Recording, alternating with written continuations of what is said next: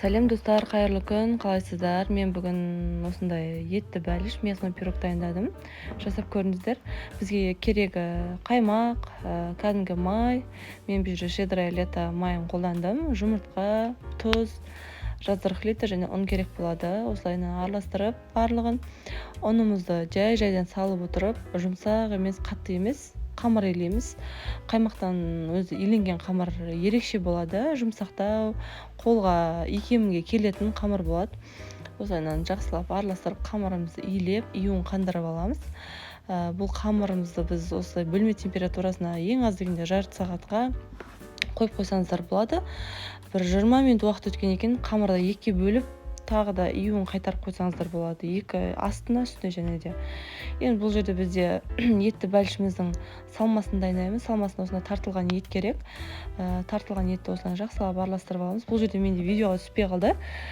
Мен шамалы үй жағдайында болғаннан кейін картошка, пияз, помидор, қара бұрыш, қызыл бұрыш, өздеріңіз қалауында осылай қоса берсеңіздер болады. Дәмді болады, еш нәрсе қылмайды. Осылай екі бөлікке бөлген қамырымызды астыңғы бөлігін бірінші жақсылап илеп, жайып аламын. Өзің қандай қалауыңыз қандай болады, солай жая беріңіз. Но бірақтан үлкендеу порция шығады. Осылайына дайын салмамызды ортасына салып шығамыз. Жан-жақтарына апармаймыз. Жан-жақтар қазір бізге шамалы әдемілеу үшін, сән үшін керек болады. Осылай екінші зуаламызды жайып аламыз. Бұл бетіне, местный пирогтың бетіне арналған. Осылайынан жайып, қамырымыздың бірінші қамырдың үстіне қарап қойып, жақсылап туралап аламыз. Жан-жақтарын жабыстырып, сән үшін өздеріңіз білесіздер, просто так қойсаңыздар да болады, басқаша қылып интернеттен іздеп сәндесеңіздер де болады. Мен осылайынан өріп шықтым.